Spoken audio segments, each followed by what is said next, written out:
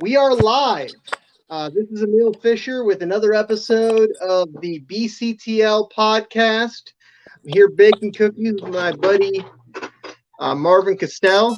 Of course, it's funny. I've had two other 10th Planet guys on this week, and I feel like it's a 10th Planet thing, right? You all don't know how to work with technology. Sunday, I had Kyle Bame, and he kept covering his mic with his finger. Then Wednesday I had Quentin Rosenzweig, and his internet was just fucked. And then it seems like we just had an issue with getting you on because of the browser issues. I don't know, man. I think it's a conspiracy. How you doing? Hey Marvin, can you hear me? Marvin? Hello?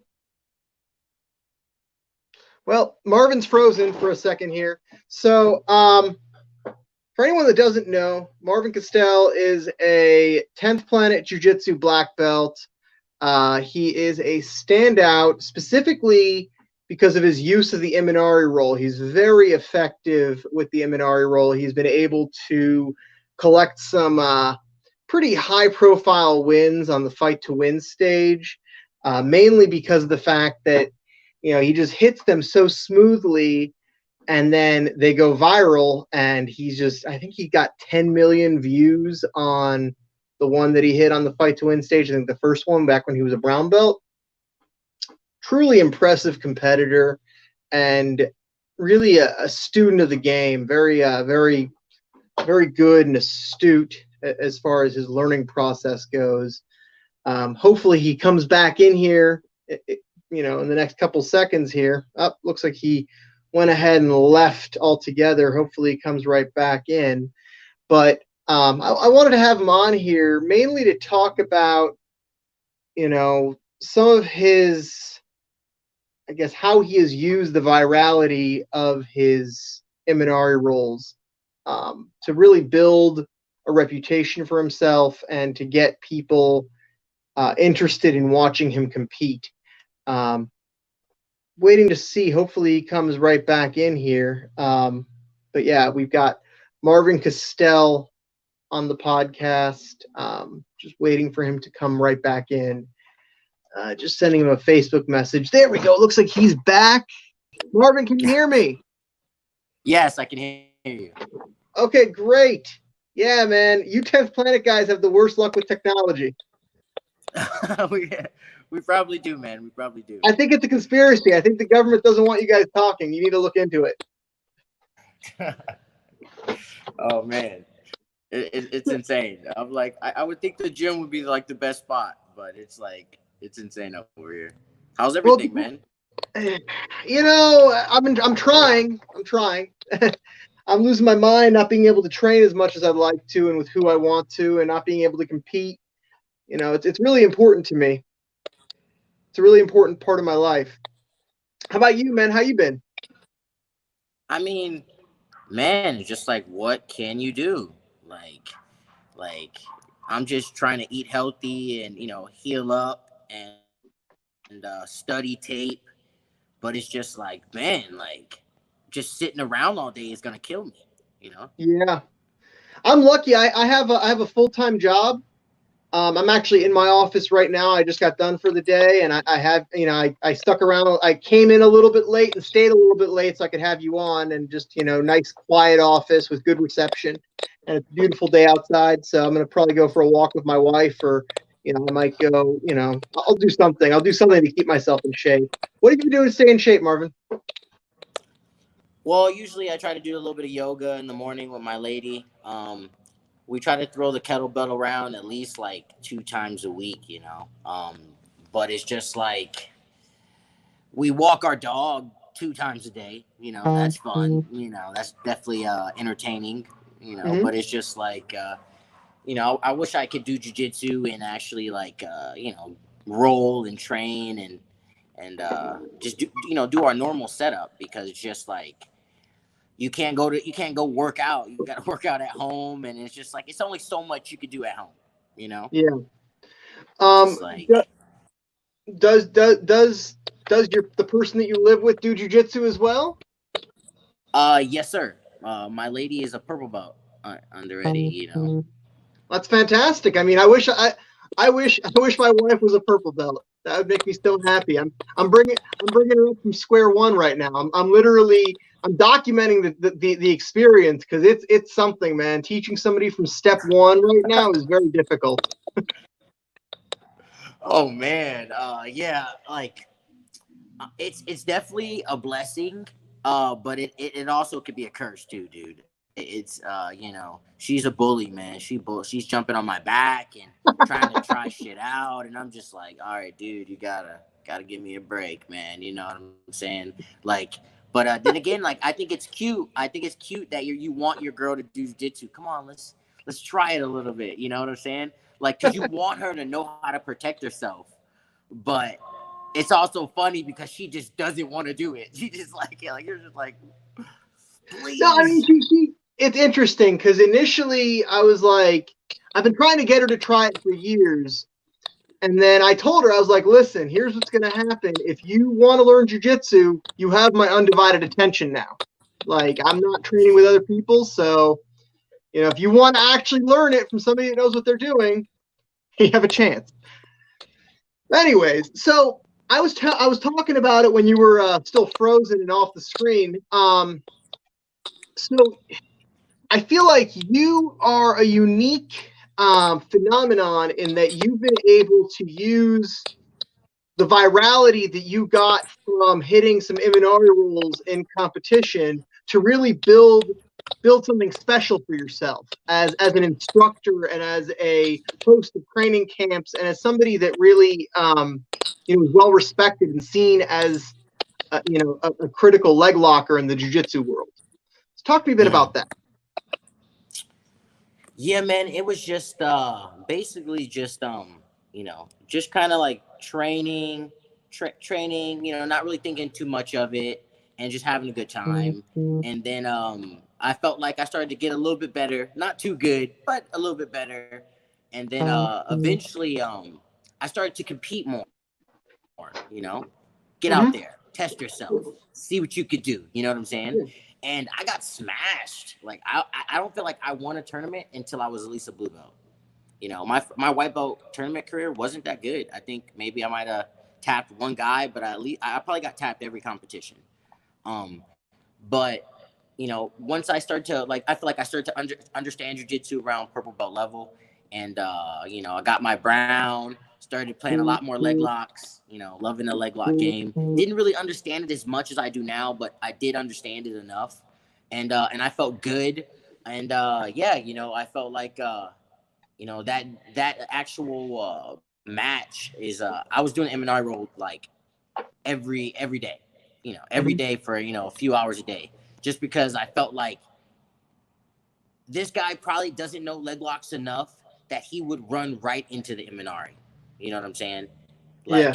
if the guy knew leg locks enough that he would maybe counter it, I would probably prepare for it. But I feel like this guy didn't know leg locks enough that he might just run right into it. And it's funny how it went down. And I didn't think too much of the match after it. I really didn't think too much of the match after it. I thought it was just like, I was just like, oh, I got a heel hook. Okay. Everybody's going to talk shit. That's all you do is heel hooks. That's all you do is heel hooks. So I went home and I was like, whatever. And then I got like a message from a guy, like a fan. He was just like, man, he's like, that Imanari roll you hit was amazing. And I was like, oh, really? There's a video. And then I watched the video. I was like, oh, this is pretty cool. And then I had like 5,000 friend requests.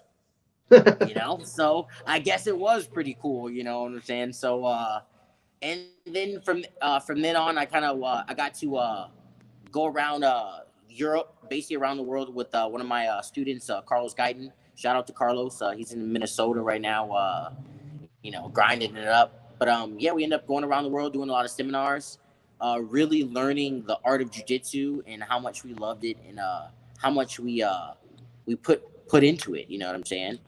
And it was amazing just to be able to teach people jujitsu and be as enthused as they were to teach it, as they were to learn it. That was amazing. I think that's an awesome thing. And man, it's just awesome to meet fans that are genuinely nice, and they like you because you're cool. They think you're cool in a way. You know what I'm saying? And like, you don't really. I don't know. I felt like as a kid, I didn't. I felt like there was times where I was a cool kid, and there was a time when I was a nerd. It was, but it's just like in jiu-jitsu, like being able to teach people what you do and like people that admire it is just an awesome thing. Yeah, it definitely is a special feeling. So I mean, I also like the Minari roles, and I have my kind of way that I stumbled across it as a way of doing things. How did you discover that that was something that you wanted to work on, that you wanted to try and do? Well, definitely. It was basically like I was a purple belt, and I was basically looking up. I just got into leg locks, and literally, it was like the weirdest thing ever. I was watching Gary Tonin do some honey hole leg lace, uh, some basic honey hole ashi transitions, and I written them all down, and I was like, man, I need to drill these, right? And I was in class talking to the friends with my notebook, and I'm like, dude, we need to drill these setups. And next, Gary Tonin walks into the classroom, and we're like, oh shit, what the fuck?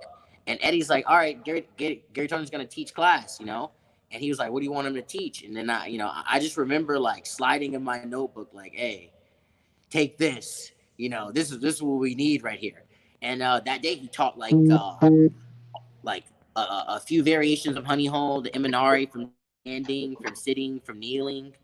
He taught like all the variations of it, and it was a bunch of us there, but I felt like it really stuck with me, um, and I felt like my body understood the move very correctly. Did you ever do any breakdancing or any? Did you ever do anything athletically before you did jujitsu that maybe helped you develop this technique for yourself?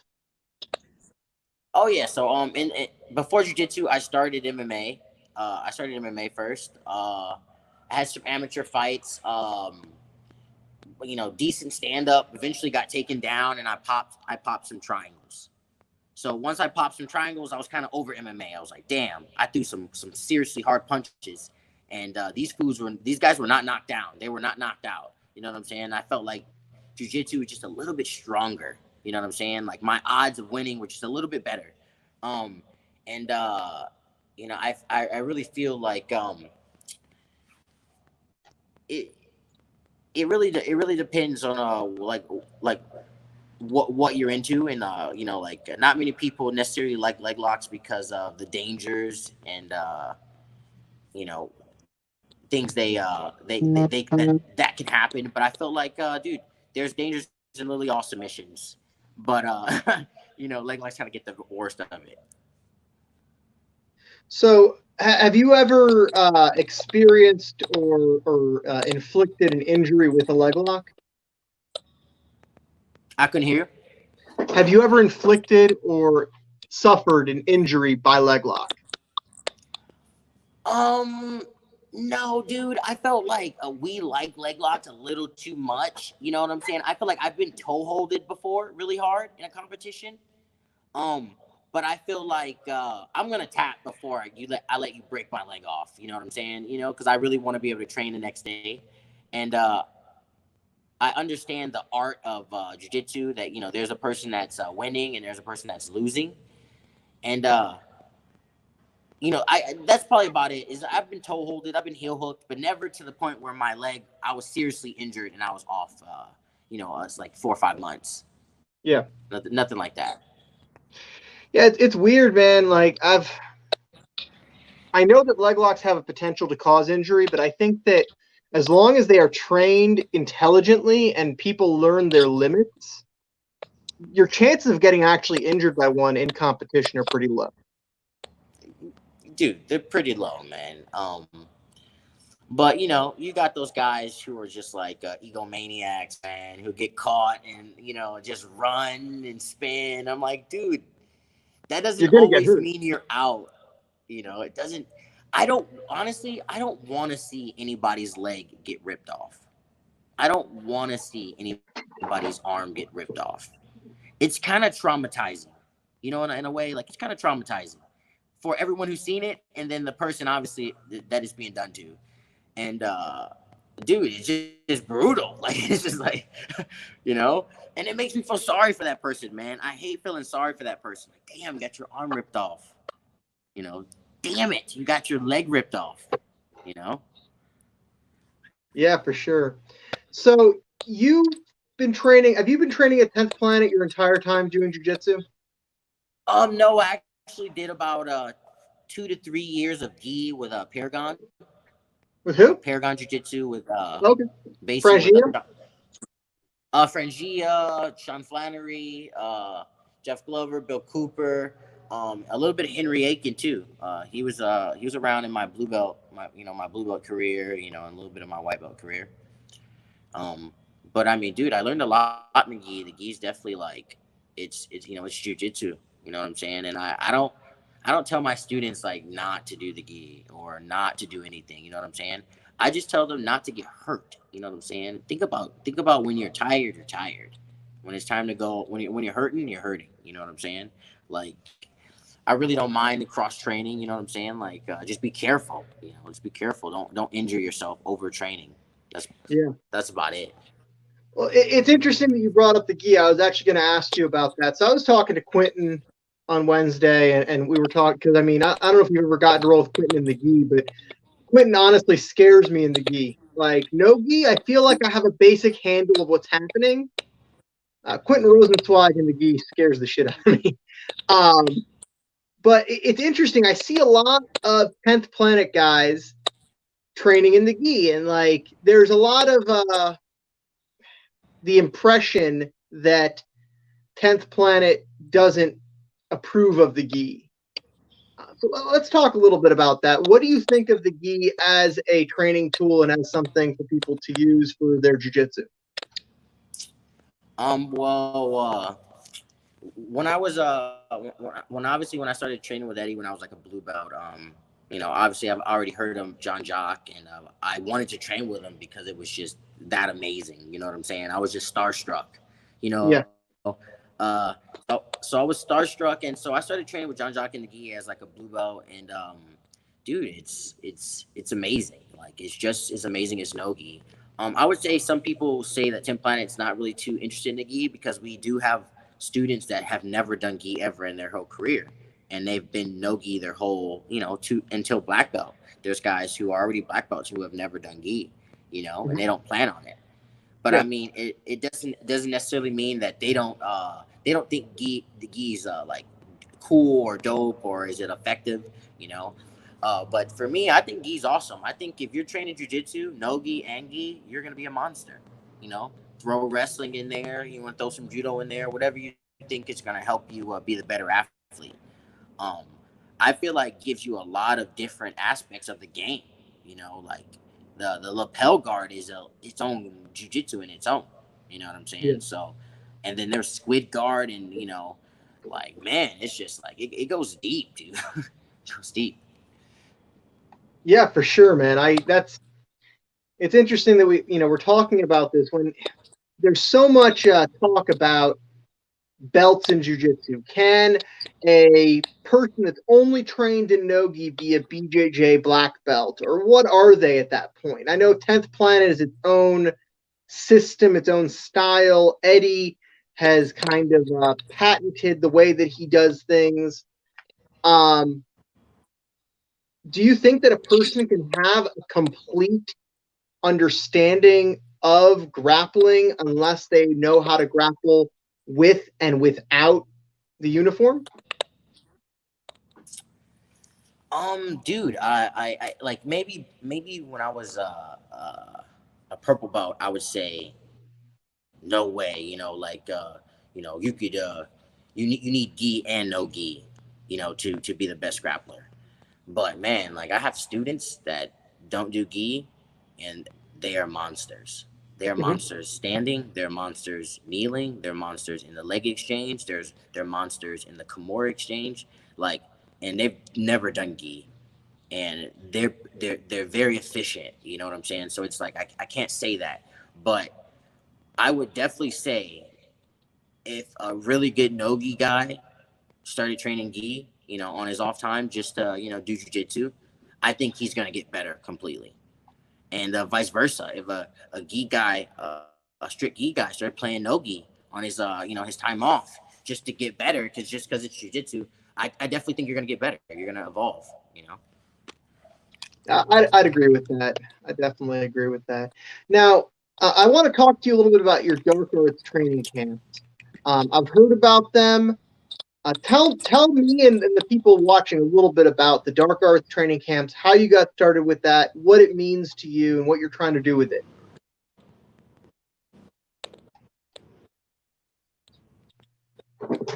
Did you hear me, Marvin?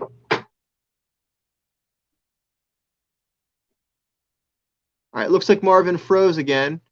So for anyone that doesn't know, Marvin runs these dark arts training camps, which are basically these no-gi camps where he teaches some of his unique perspectives on leg locks, taking a look at various techniques. You can look up dark arts training camps on Facebook or on Instagram, and you'll see that there's a lot of instructional content on there. There's a lot of stuff on there, a lot of really useful content. So one of the things that I'd like to talk about with Marvin is how leg locks have evolved over the last few years. I know that he has made the necessary efforts to stay in the know and kind of understanding different instructors, different instruction patterns. Many people in the jiu-jitsu world, many black belts, I think, have like a way that they like to do things, and that's how they do them. And while they might be open to other people doing things differently, they may not be as interested in doing things that way. I'd also like to take a moment right now while I'm waiting for Marvin to come back on to let you guys know about some stuff I've got coming up. I've got a bunch more of these podcasts coming up here in the near future. Tomorrow I have Joel Bain, who runs Snake Pit USA. Then Sunday, and that's at noon. Sunday, I have Rodrigo Comprito Medeiros, who is the founder of Brasa. I think he's a 6-time world champion. I think he's an ADCC champ, one of the best ever to do it. Monday, I have Josh Palmer, who is a famed announcer. He does a lot of announcement for all these super fight organizations coming up. Hey, Marvin, good to have you back. You there? Can you hear me? All right. Yeah, so go ahead. Yeah, so what were you saying? Sorry about that. I was asking you about the dark arts training camps. Tell me a bit about them. How'd you get started? And so what's up? How'd you get started? Well, I would say I always wanted to like give back in jiu-jitsu because I felt like jiu-jitsu was giving me so much, but I didn't really know how. So I definitely went to a few camps. Basically, like I went to like a wrestling camp, and then I went to a sambo camp by Riley Bodycomb. Shout out to Riley Bodycomb. That's another beast like locker. That's a killer. And he basically gave me like the layout and platform of how he runs his camps. His camps are definitely a little bit more relaxed and definitely more casual than mine are. Mine are definitely more militarized. Like we're on the mats, we're grinding, then we're off the mats. We're showering, we're getting ready. You know what I'm saying? And they're definitely built for everybody, from white belt to black belt. We're just gonna get in there, and you're just gonna I'm gonna give you a series, and we're gonna go step by step, jamming that series down your throat until it's just 100% motorized in your body. You know what I'm saying? That's my goal. My goal is to evolve you in those 3 days. You're gonna evolve. Even if you don't want to, even if you're there like, oh fuck this, I hate it. You're gonna evolve though. You're still gonna evolve. Good attitude or not. How did you get started with the camps? Like, how did you actually get into that? Well, I mean, basically, I already had like a big following. You know what I'm saying? they're already like people are already looking for my seminars, and if you want a way to get into seminars, into camps, you got to put out footage. Not saying footage of just you and technique. I'm talking about real footage of you whooping ass. Highlights in this game, highlights are so key. You know what I'm saying? Oh, yeah. Showing that you know what you're talking about. You know what I'm saying? That's why people. That's why it blows leg lockers away when people are like, oh, sorry to say, leg locks don't work, or like, I mean, they they're don't. just not. What's They up? don't work. They don't work. Yeah, exactly. So it's like, how if you want to go by finishes, I feel like leg lockers probably have more finishes than most people with every other submission. You know what I'm saying? Like it's probably like one of the most aggressive, controlled, and technical places there is. Leg locks have their own jujitsu. There's leg lock jujitsu. You know what I'm saying? So Yeah. it basically just came from me posting my matches, me posting my technique, me bringing people in, and people coming to train with me. I train with Eddie Bravo. Eddie Bravo has a huge outlet. You know what I'm saying? There's thousands of guys that come and train with us, and they get to experience, like, rolling with me, and then drilling with me and training with me, and then they become fans. You know what I'm saying? And you just kind of have to build off that. You got to build off like what you do best. That's awesome, man. So I got a question from Jaquel Moore. He's asking close guard versus open guard in no-gi. Which do you prefer? I would say like close guard all day long, dude. I feel like, in a athletic white belt with a decent armbar could give you a hard time in close guard. You know what I'm saying? Mhm. Like, so I'm gonna go close guard. Looks like Marvin's frozen again.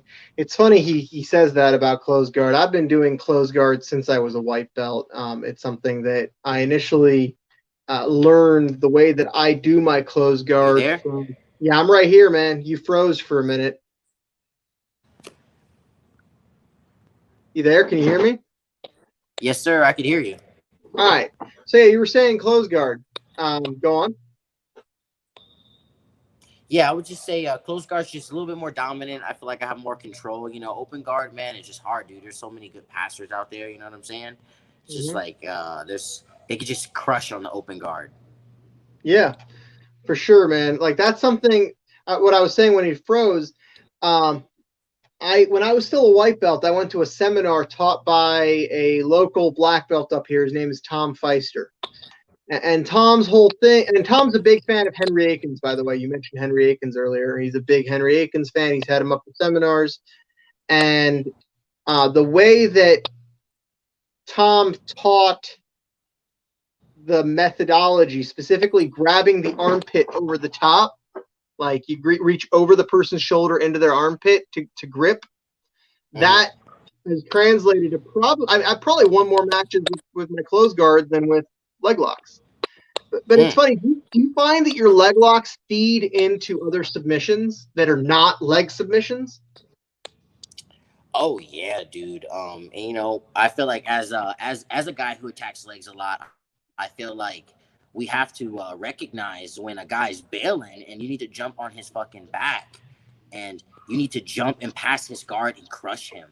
I feel like guys kind of give us a lot of passes just from being scared of the leg exchange, and we just need to evolve and start to crush on all these guys. You know what I'm saying? Like, and push into everything, because we all got, I feel like, most guys who do attack legs don't really attack that much legs in the gym. They attack more like everything else, jump on the back, armbar, darts, you know what I'm saying? I just feel like in competition, dudes just give out their legs so much easier. Yeah, without a question. And it's funny because like I really think that the more that you attack legs, the more people be like, no, I'm not playing that game with you, and they give you something else. 100%. 100%. Um, So uh, what would you say over close guard or open guard? Close guard all day. Same reasons as you. Same reasons as you. I think that, and here's the thing, like what I'll do is I will time the open, like, because you have to open your guard to submit somebody, Mm-hmm. usually, unless like you're doing something weird like an Ezekiel choke or something. But normally you're going to have to jump for the shoulder, get the arm bar. You're going to have to do something where you're unlocking your feet momentarily, right? Mm-hmm. Yes, sir. So what I try to do is I try to time that, like it's like a push pull, like a tug of war. As they're pulling and trying to break my guard open, what I might do is I might scoop their leg and yank their leg out from under them as they're pulling back. Mm. Stuff like Mm. that. Like I mean, using the push pull, I think is something we learned from jujitsu. So one thing I've noticed with 10th Planet is that the marketing is brilliant. 10th Planet probably has better marketing than most of the jiu-jitsu world. Like 10th Planet has always done a great job, always been ahead of the curve. Eddie was putting out DVDs back before really anyone else was doing much of that. What do you think it is that makes 10th Planet so good at marketing? What elements do you think set you guys apart? You said 10 Planet Marketing Network? Yeah, like how have you guys been able to do that? I mean, I just feel like it kind of goes from like exactly from fans, man. Like like people, we're already a team. We're already pretty much organized, and we don't just like accept everybody that comes to the gym. You know what I'm saying? But I felt like Eddie's already expanded so much everywhere. You know what I'm saying? And that's kind of how you know, you definitely have to come in and train and kind of get pay your dues. But it's uh, it's very it's very simple to basically try to get into any gym if you just humble and you're eager to learn and rep the 10 planet, or any gym that you want to be a part of. It takes definitely teamwork, man. It takes teamwork, and there's definitely guys we've had in our team that are not trying to have any teamwork. You know what I'm saying? So we've definitely had some ups and downs, but I felt like now we have definitely a great association with many guys who are down for the cause. Yeah, that's awesome, man. Um, what do you think of the recent? I know that recently the 10th Planet requirements to start a 10th Planet Academy have become more stringent. Like a black belt gets demoted to brown belt under the 10th Planet system, things like that. That's what I've heard. What do you think about that?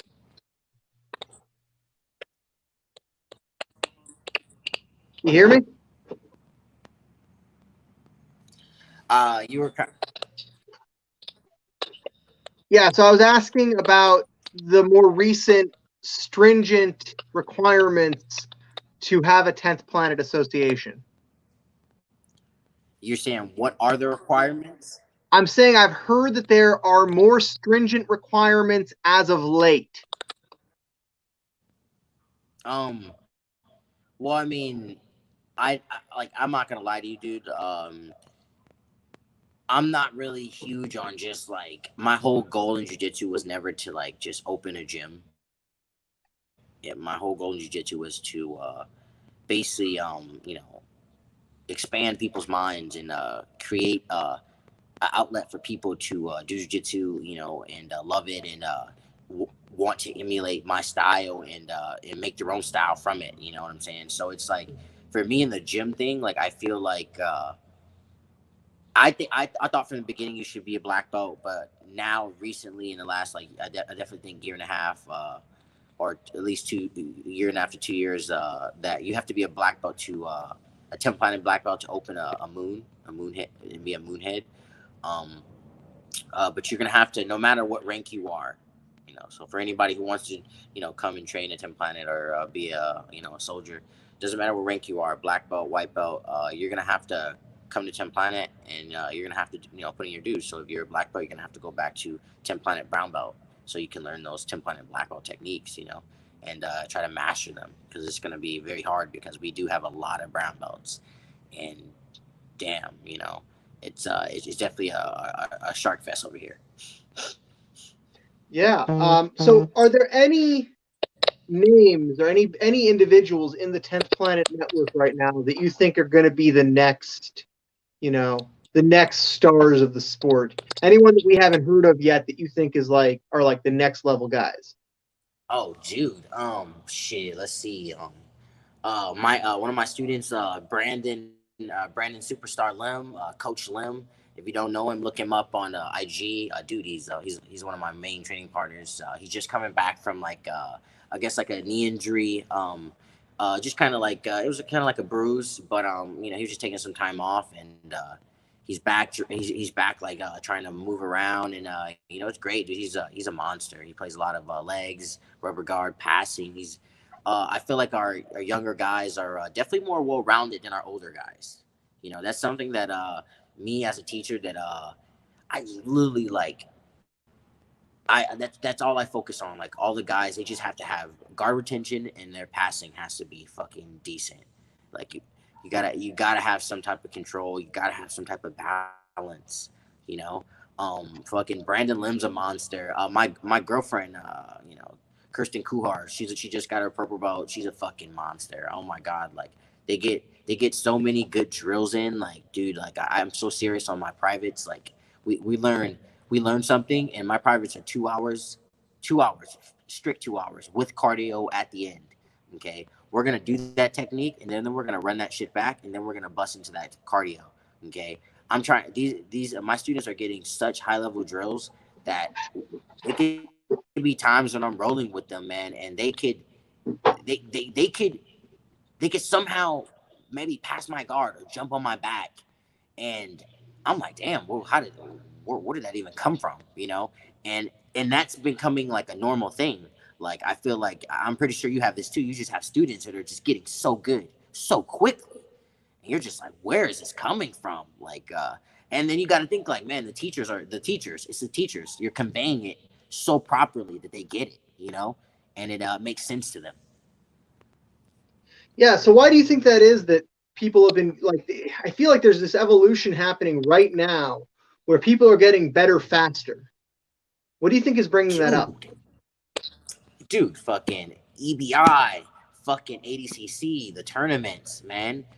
Fight to win. Shout out to Seth. Shout out to Eddie. Man. Shout out to Mojism, dude. Like, fight to all these tournaments are putting it out there.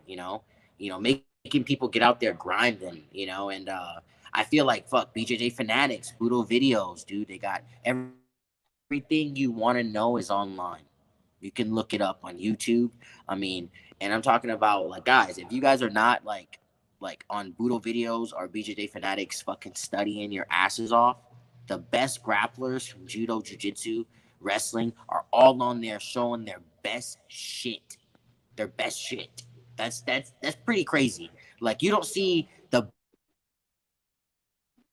blockers or the showing their best shit. You know what I'm saying? So like I Yeah. definitely think people should be studying while their time is off, like studying like crazy. We all need to evolve as grapplers. Yeah, for sure, man.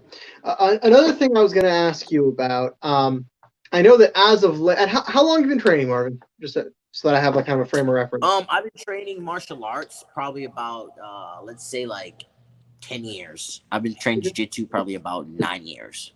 Okay, so you've been around then. You've been around through the leg lock meta. Yes. What do you think it is about that John Danaher system, the Danaher Death Squad, that has changed the leg lock game so drastically? What do you think it is about that that's so special? Well, like I definitely felt like they put a system to leg locks. You know what I'm saying? They put an actual system to leg locks. Ashi, DOA.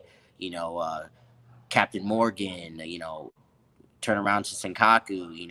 Come back up. There's a system. There's a route you should take. And there's a route that could beat everyone. You know what I'm saying?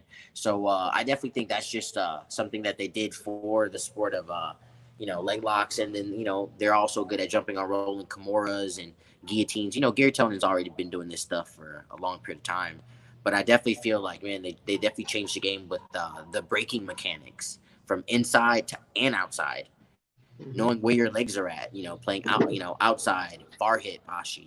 There's a, and it's funny how like Lachlan Giles smashes all those guys, and in outside Senkaku, which everybody's calling it, but everyone else was calling it just far hit Bashi, and all the leg lock guys are like, that's dope, but that's normal. That's a normal position. But everyone else was like, oh my God, I've never seen that position ever. You know what I'm saying? So that was pretty funny. I thought that was pretty great.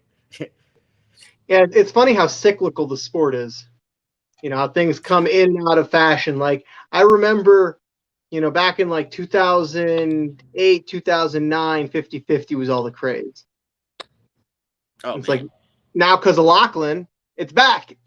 It's back. It's back with a vengeance. Everyone's playing 50-50. Everybody's trying to get really good, What do you think the next meta is going to be? I'm always talking shit. I'm always thinking I'm always saying wrist locks are gonna make a comeback. I feel like wrist locks are starting to make a comeback, man. I'm always like bullying my students into wrist locks and stuff like that because I just feel like, man, they definitely they prove a point. It's they're very controlled, and they're also brutal for the ego. You know what I'm saying? Just get wrist locked. Actually, one of my most recent. What do you think the next meta is? I don't know, man. So I've had 3 answers this week. You're saying wrist locks. Oh, actually, no, I might have had actually 4 answers this week. I got 3 guys saying wrestling, and I got you saying wrist locks. What's funny is I like wrist locks. I learned my first wrist lock in 1993. So. Oh, jeez. So. Hapkido? No, Kempo karate. Okay. First wrist lock, 1993. I did a little bit of karate. Yeah, there you go. And you learn wrist lock. That's one of the first things you learn. Somebody grabs you, you wrist lock them, and that's you don't have to deal with grappling. You just wrist lock them. It's not a big deal. I remember trying to wrist lock people when I was rolling in college, and they'd be like, "What the fuck are you doing? Stop it!" You get good no big deal. You're saying they're controlled. I don't think they're that controlled, man. I think that I've seen more injuries by wrist lock because dudes try to they don't realize what's happening. They try to explode out of it. Oh, dude, 100%. I literally have to start laughing for my students sometimes to tap. I'll catch a nasty wrist lock and I'll just start laughing, and then they're like, "Okay, tap." Because once I'm laughing like, "All right, you want me to fucking hamburger this shit? Okay, But it's funny, but I mean, it also I feel like ever since literally a John Jock black belt, we were battling Nogi, and I know him. I can't really think of his name right off the top, but I know he came to Eddie's, and I was mounting him, and I was just kind of chilling on him. I passed his guard and I was mounting on him, and I just wanted to chill it out, and he hit me with a wrist lock from bottom while I was mounted. And it tapped me, dude, and it was vicious. And I was like, damn, that is some fucking OG shit right there. I felt right into it. You know what I'm saying? So that made me even more of a believer. You know what I'm saying? Yeah. So definitely, I'm a huge fan. Yeah, it's going for shit from bottom mount is how you know that you're confident enough in your defense. That's true. I don't think enough people go for shit from bottom mount. Yeah, man, you're super confident, dude. You fucking I mean, you got a great leg lock game, man. So I understand why you're so confident. You're like, look, dude, I'm gonna end up under you if you mount me. I'm gonna end up under you if you mount me. So you give people that chance. Look, try it. Let's see how you and so I can't really if you didn't have leg locks. So it'll be now that'll be funny. But you do have such a dominant leg lock game, so it's I didn't they have a used choice. to. Let me tell you something. I've been doing that escape since 1999. That was one of the first escapes that I ever learned for bottom mount. And I just kind of came up with it because my coach at the time didn't really know how to escape mount himself. Like he wasn't great. He wasn't great at escaping mount. Like Mm, he was a white belt. He was a white belt teaching other white belts. So I figured that out, and then I come back to jujitsu, and my coaches were like, "That's not jujitsu." So what do I do? I hate it when people say that's not jujitsu. I fucking hate that shit. I hate it when I hear those words. So what I did was I did a bit of research. This was 2011 when I started training again, and I found Andrew Smith. Ever hear of Andrew Smith, Goat Fury? Andrew Smith. That sounds familiar. He's a black belt on the Interesting. East Coast. He's in Virginia. He's in Richmond, Virginia. Uh-huh. And Mm, I recommend checking him out. You'll like the shit that he does. It's different. It's old school, but it's like old school, new school. okay. Interesting.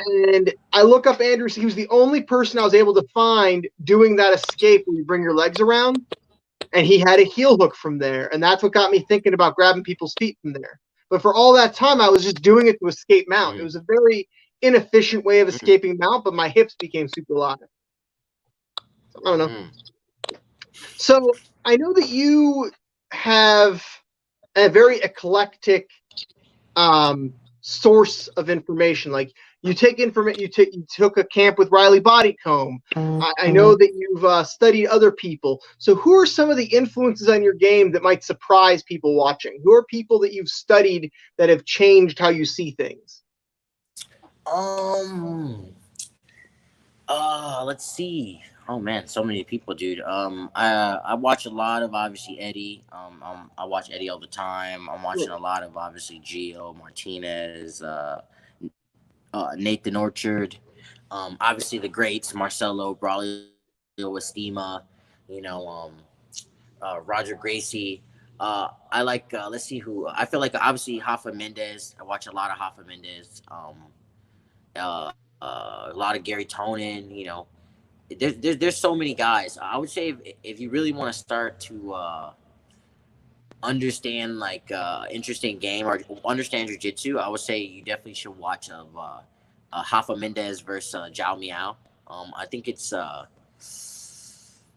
hmm, it's probably the most recent match, you know, because obviously Hafa's not competing anymore, and they're in ADCC, and it's like really good to see like two high level guys battling and not necessarily winning, not necessarily beating each other, but going neck and neck. Um, I watch a lot of catch wrestling too. You know, I'm a big fan of catch wrestling as well. Eddie's like super catch wrestling. People don't really understand. He does a lot of catch wrestling moves. Like he definitely loves to go for like shin locks.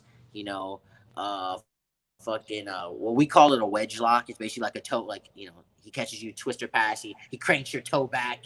Little knee locks. Slice obviously calf slicers. He loves calf slicers. You know what I'm saying?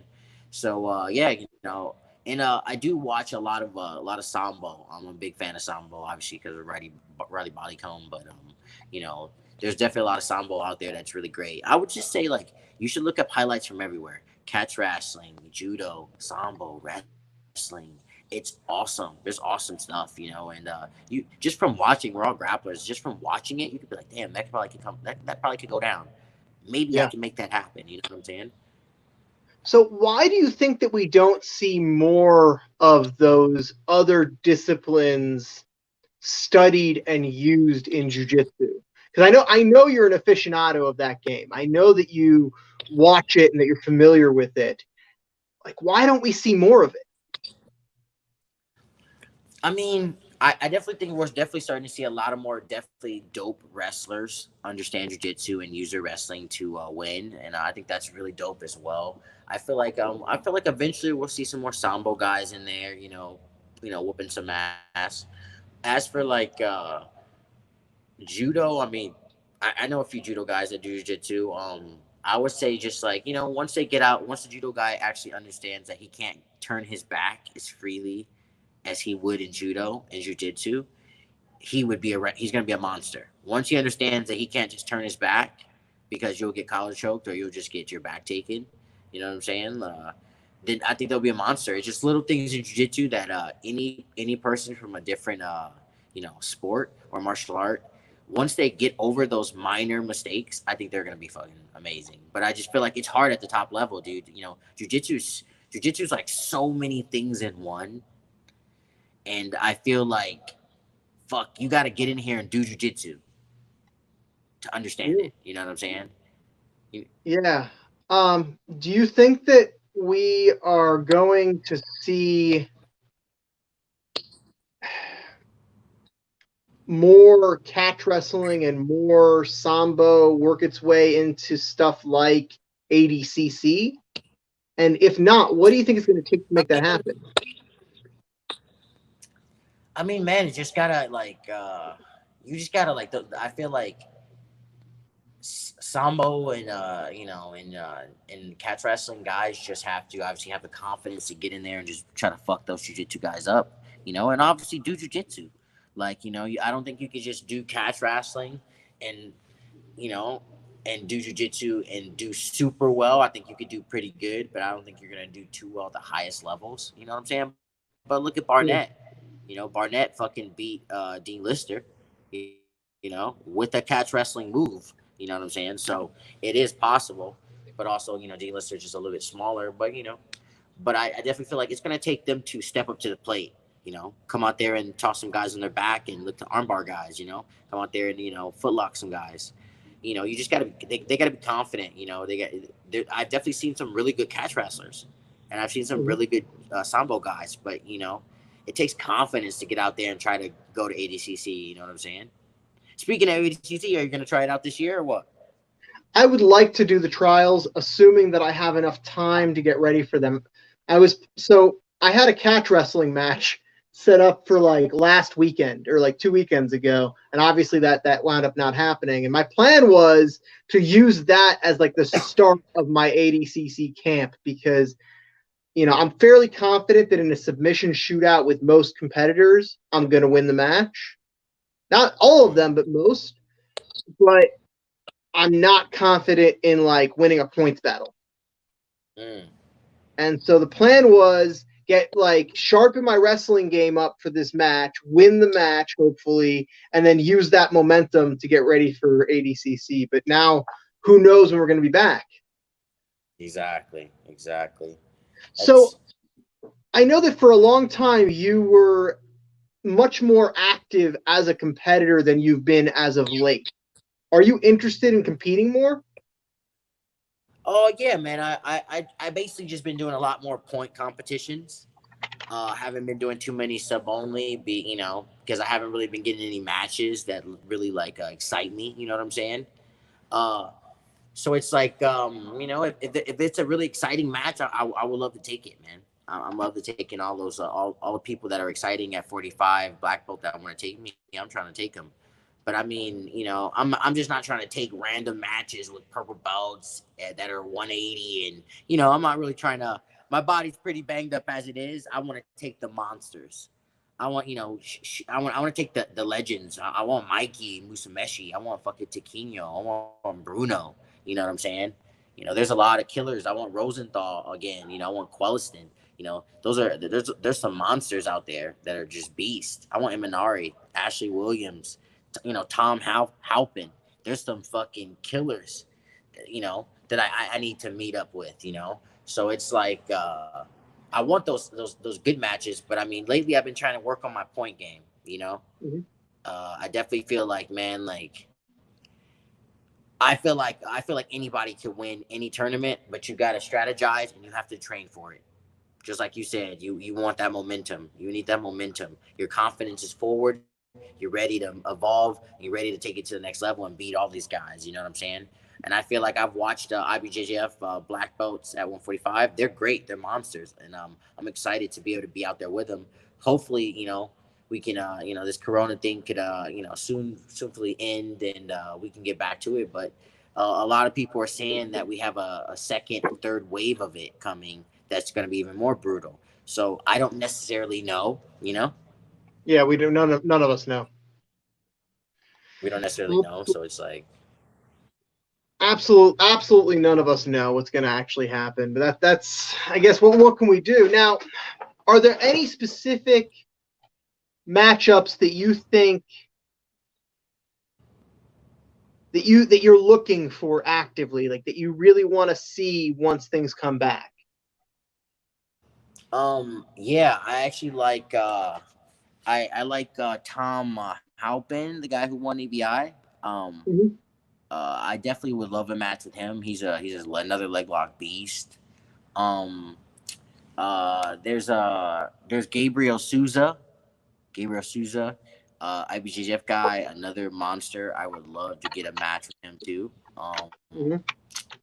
Let's see who else is dope. Obviously, Taquino Augusto. I would love a match with Augusto. He's just a true monster again. Who else is there's definitely like I mean everybody wants to see me against Minari. So that'd be definitely fun too. You two Um, would just spin at each other all day. It would be amazing. right? We can spin at each other, so that'd be pretty fun. And Um, that's so.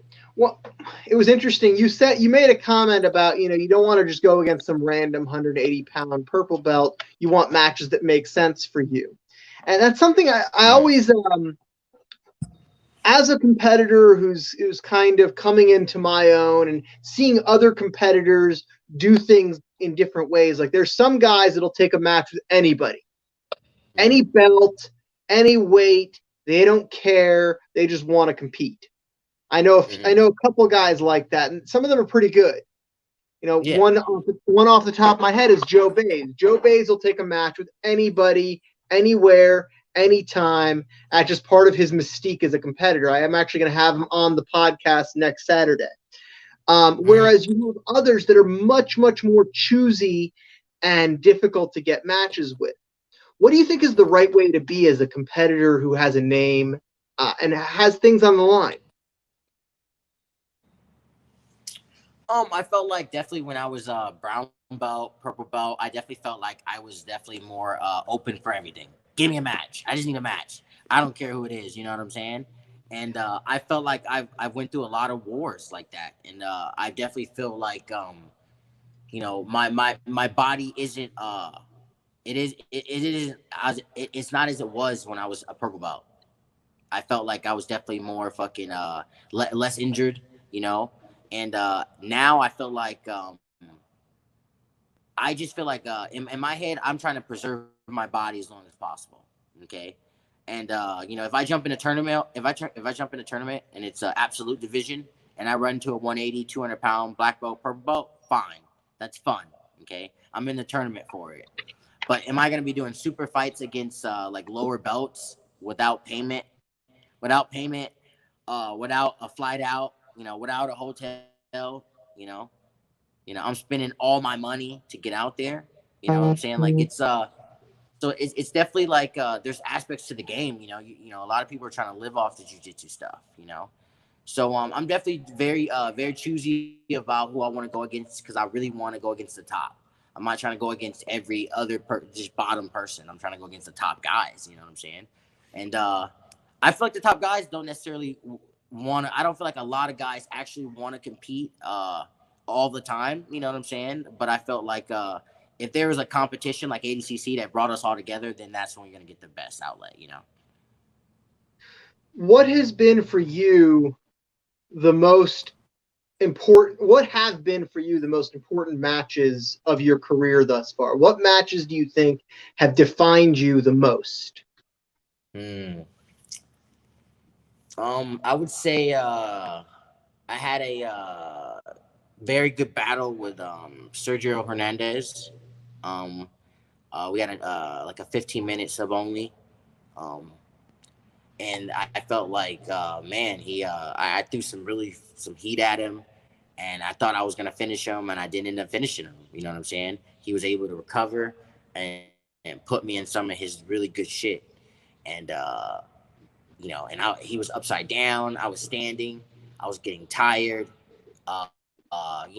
Once you start to get tired, you start to get those negative thoughts come in. You know what I'm saying? And you start to think like, am I really this good at this shit? Am I really the person I say I am? And I felt like it really woke me up to the competitor I need to know that I need to be. And I need to be fucking mean. I need to be fucking in it. I need to have a strategy. If things, I need to have a plan A, B, C, D. I need to have as many plans for as many scenarios. Okay, I can't go in there with a one trick pony. You know what I'm saying? So I'm trying to make my game, as sharp as possible. I want my wrestling sharp, my jujitsu sharp, my leg lock sharp. You know, so it's like I definitely feel like, man, like you you really have to preserve yourself. You can't overdo it because your body won't hold up. You know what I'm saying? Yeah, I hear what you're saying. I guess one thing I've found is that competition is easier on my body than training. And the reason that Mm, competition is easier on my body than training is because it takes a little bit more out of me to have to protect my training partner. mm, interesting. So like when I go for a hard sub, like when I go for like a quick entry or something, I always I like slam the brakes at the end in training because I'm not trying to break my training partners. I don't care in competition. That's just my, if they tap, I'll let go, but I'm not protecting my opponent. Mm-hmm. And so I feel like it almost makes it easier in competition. If Are there any matches that you'd want to do over? Any rematches that you're looking for? Anything that you're trying to get into once this all comes back? Yeah, man. Definitely like would love a rematch with obviously Nikki Ryan. You know, that's like one of my more biggest losses. And I definitely think the rematch would be obviously different because I definitely think I could bang now, and I feel like I'm good. I'm good in all my places that I wasn't good, and I feel like I'm ready for all competitors, man. Like I feel like this is the prime. This is prime time. We should all be taking heavy Mm-hmm. matches with just nonstop, black belt killers. You know what I'm saying? Like there's a lot of monsters out there. I definitely feel like I would love to rematch Rosenthal as well. Um, who else have I felt like I definitely get? Oh yeah, fucking Jordan Holy too. I definitely need a rematch with Jordan Holy. That guy, he's a beast. He beat me by some points in the Third Coast Grappling Tournament. But we had a leg lock war. So that was always fun. And definitely I got to go against Meow. Um, up in Florida, and at I think it was called Submission Art or something like that. But yeah, he beat me by like a sweep, basically like a just like I guess a crab ride sweep. Yeah. But it was a leg lock war. We were trying to pass, we were trying to wrestle a little bit. So that was those are definitely matches I would love to redo and have a strategy for. You know what I'm saying? Because I've already went against these guys, so my strategy will be a little bit different. And I'll try to catch them with some shit that they don't see coming. You know what I'm saying? Yeah. How do you strategize for matches? Well, usually, I'm gonna do drill a lot of the things that they do really well. I'm gonna have a defense for all of that. You know what I'm saying? So all the shit I see that they're fucking people up with is I'm gonna have a defense for all that. I'm definitely gonna be doing my drills much faster at a higher pace because I want to create a sweat. Um, it's gonna be a lot of situational. Me in defense, me on attack, me looking not for submission but more for the sweep, and then the submission will come to you. You know what I'm saying?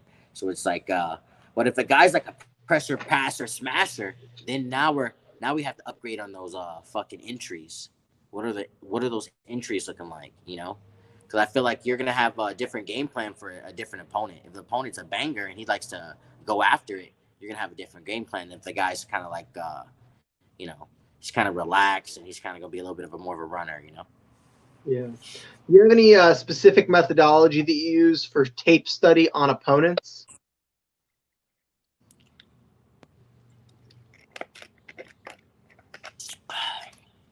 I would say something Eddie's always telling me.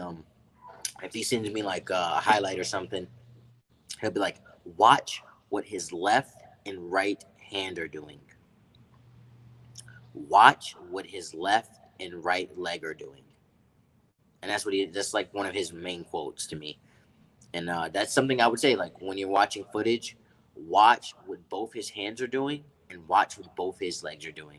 And if you're watching passing, watch how he controls the hips, especially if you're looking for his passing style. Watch how he controls the hips.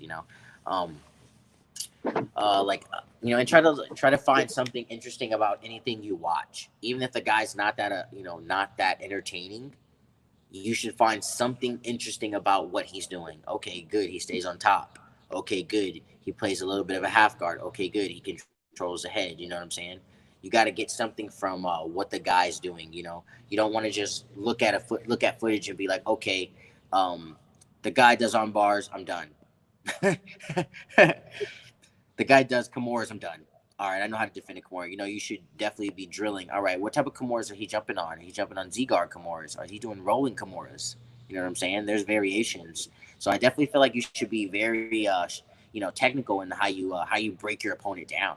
But I mean, I just feel like when you have a match and you're looking to win, by any way possible, submission, points, advantage, whatever.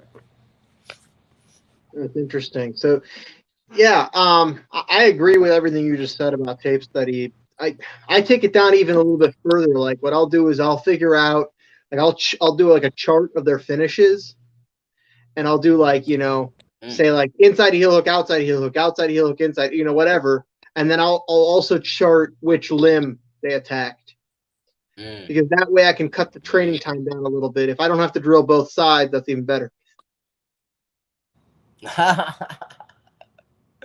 Oh man. Um.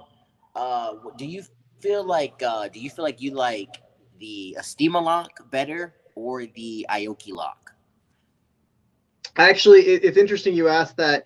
As of late, what I've been doing is I've been doing an Aoki style lock on either side. Mm. Now, if you do it on one side, it's an Aoki lock. If you do it on the other side, it's technically an Estima lock, but it's across, it's in your armpit rather than in your chest. In your belly. Yeah. Like I do a high chest Estima lock. Like what I'll do is like I'll get the foot, against the chest, and I'll get the rear naked choke grip, right? And then from there I do a twist. I call it the titty twister. I got a whole like series that I do with that, where what I'll do is I'll grab the straight. As they pull the straight out, I'll let it go, and then I'll smash my body forward like that. Like I'll come in like that, and I'll grab it. And I find that what they're trying to do is they're usually trying to recover their guard. They're trying to get their guard back. But I don't do many like. What's that? Oh no, keep going. I was saying I don't do many like traditional Estima locks just because, honestly, I don't see the opportunity that much in competition, because most guys, when they're competing, especially against me, they know that I like Estima locks. So they try to put their foot high, and then I catch it with that high chest one. I can usually get like my forearm against the person's leg. I also do something I've been working on something I learned from Quentin. He calls it the Huggy Bear, where what he does, he gets the blade. Have you seen this? Yeah, I've seen that. Okay, yeah. So what he does, he gets what's that? No, keep going. He gets the blade of the foot caught in the crook of the elbow. It looks nasty. I feel like if I could slam some pressure on it, I think I could do some damage. So I haven't necessarily hit it live, but I definitely feel like when he did it to me, when he showed me, I was like, damn, this shit hurts. You know what I'm saying? So it's brutal. Well, I feel like it's the same mechanic as a toe hold. Yeah. Do Josh you LeDuc, you said what? I was saying Josh LeDuc is big on turning the mechanics of all of his submissions, of all of his lower body submissions, into toe holds. Interesting. I like you hit a toe hold. You hit a toe hold on a guy at a Fight to Win, where you had him in like kind of like a belly down not Gordon Ryan, but belly down Gary Tonin situation, where you had like a toe hold knee bar, and he didn't really have too many options. Like once you get there, it's like fuck, like you're gonna kick out knee bar, you're gonna stay there toe hold. But you definitely you grab the knuckles of the toes, like instead of going like C cup around the toes, you grab the knuckles on top of the toes, and you like rev them. you revved them really hard and you got the finish, and it kind of opened up another way I told. You know what I'm saying? Because like you showed me like a belly down variation of That's it cool, was man. brutal. It was brutal. It was I forgot the guy's name, but he was a Henzo guy. Yeah, it was I David think it. Gonzalez.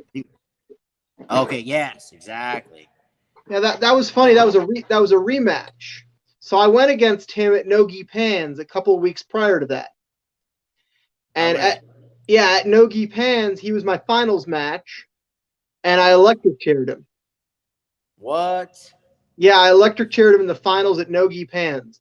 And so he was the best. I think he was the number one ranked competitor in my weight and age. And he was offered the title shot by Seth, and he requested me as the opponent because he wanted to get his revenge. And so for that match, what I drilled, and I've been drilling this for a lot of these matches against these higher level leg lockers because he's a better leg locker than me. Mm-hmm. So what I do is I drill my bottom mount entries because I feel like once I'm between their legs, they can't isolate my leg. Like, yeah, dude. You know that's funny that you say that because I was just watching Sergio Hernandez, the guy I had a good war with. He plays like a reverse mount, and I was like, damn, this shit looks kind of interesting because man, I am on top of you. You might not recover. I might just pass your guard and stay there, but you might not get me off you, you know. And like, man, my toe hold from there is pretty fucking devastating right there. You know, like I can get a nice little twist. It's because you're long and lanky. It's because you get a hold of that toe. But I'm saying like I pull bottom mount. Like I pull the person on top of me. I want them on top of me. Jesus. Because think about it. And then from there, are you looking to invert into like It depends. Are you still there? And okay, go. Yeah. So what I'll do is like I'll offer them my arm. I'll give them my arm, and then as soon as they take it, I use the armbar defense to get into their closed guard, and then I drop back in for a leg entanglement. It doesn't work great in points tournaments because guys will just hold. What do you think of competitors that just hold and try to ride out points leads?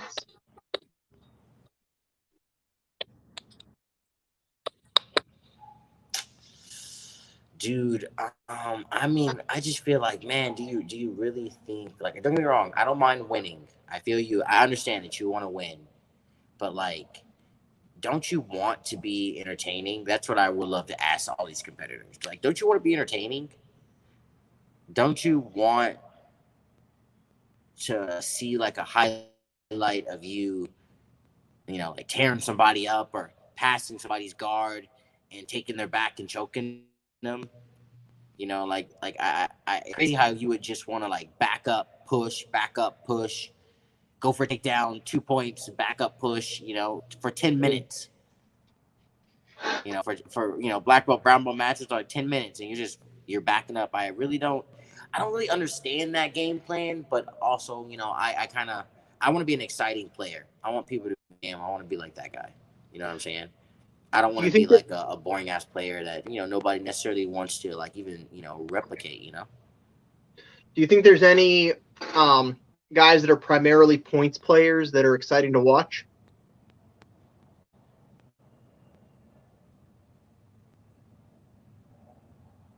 That's what I would think, at least. I said, do you think there's any guys that are primarily points players? Do you feel like there's a lot of stally players out there? Depends, man. Depends on the tournament, but yeah, I do see it quite a bit. Do you I feel like think there's a lot of stally? Can you hear me? Can you hear me? I said, can you hear me? It looks like Marvin got cut out again. So to answer Marvin's question, yes, I do think there's a lot of stalling players. I think there's a lot of people in the sport that are not in it to win. They're in it not to lose. People that are content to win on points. You can win on points.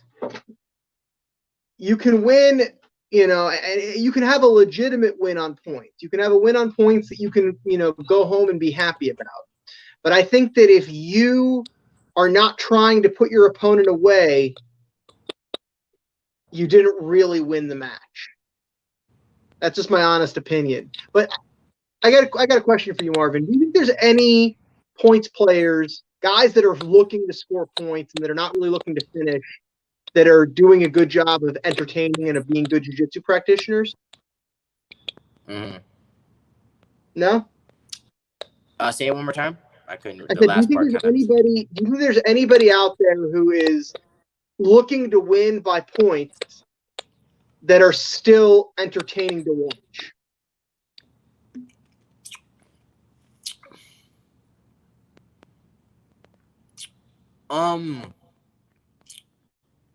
Yeah, I felt like I've watched some good wrestlers, guys. Some wrestlers. Like do some really good takedowns, some judo throws, but not necessarily. They don't really look for submission. They just kind of look. Maybe if they pass, they'll lay on you.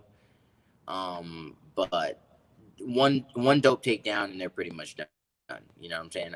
I've seen some players like that. I don't mind them, but it's just kind of boring. I mean, I don't know. It just seems like a funny game plan to have. Yeah, you know who I think of when I think of Do you feel like you like? Do you? Renato Canuto. Marvin, you hear me?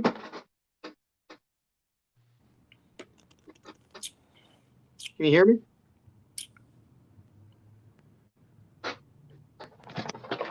Hey, can you hear me?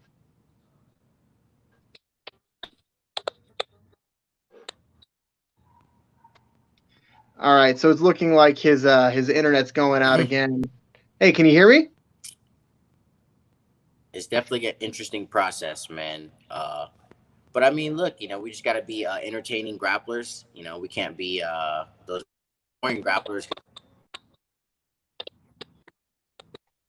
Kind of hearing you. You're kind of slowing down, like slow motion. Yeah, I think that there's an issue with your internet connection. Can you hear Marvin, me? yeah, can you hear me?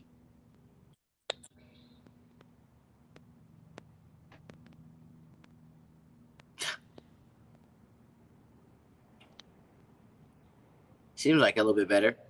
Yeah, I can hear you now. It seems like it's synced up. Hey, Okay. so it's getting late over here in Cleveland. It's already 8:30.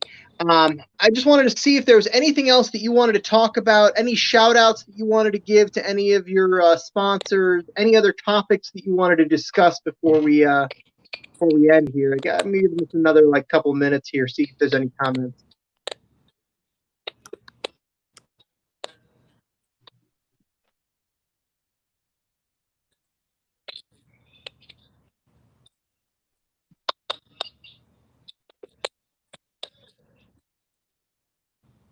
Did you hear what I said? No. Something about Dark Arts Online or Dark Arts? I'm sorry. What'd you say? Was it Dark Arts Online or Dark Arts Camps? Oh yeah, we got this. It's still kind of slow mo. No, I was saying, Marvin. We're just about out of time here. I'm not sure. I think the issue might be on your end. I think the issue might be your internet connection. But really appreciate you coming on. Did you have anything, any shout outs to any of your sponsors or anybody like that? I would like to just shout out, everybody at Tip Planet HQ. I just want to tell everybody to stay positive, and everyone around the world. We just got to stay positive and stay focused, and we got to listen to what the government is saying. I know it sounds very sheep like. We definitely need to focus on getting back to work, but I definitely feel like there's definitely other aspects to it. But we definitely have to just breathe and take it day by day. I just want to shout out to all my team, my lady, all my homies, Eddie Bravo, And yeah, shout out to yourself, man, for bringing me on. I really appreciate it. Hey, thank you so much for coming on, man. Sorry again for the malfunctions of connection. Hey, next time, don't do it at your gym. All right, Marvin, thank you so much for coming on. You hear me? Yeah, I can hear you now.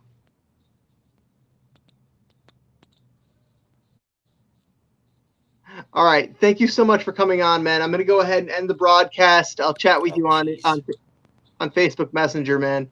Have a good night. Hello? Hey, we're ending the broadcast.